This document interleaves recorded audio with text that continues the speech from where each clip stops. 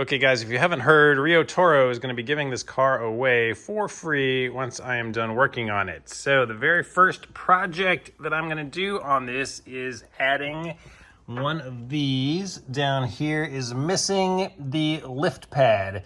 So the one at the back of the car and the two on the other side are already there, but this jack pad here is missing. I ordered this guy on Amazon yesterday and it arrived today, and I'm going to be installing it. I'll put a link to it down in the description. This is the one right here that is on the passenger side, already on the car.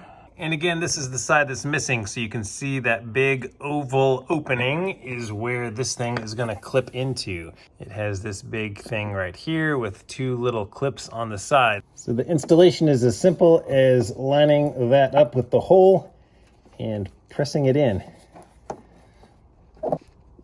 Now with your lift or jack or whatever lifting up on that lift pad, you can go ahead and raise your car.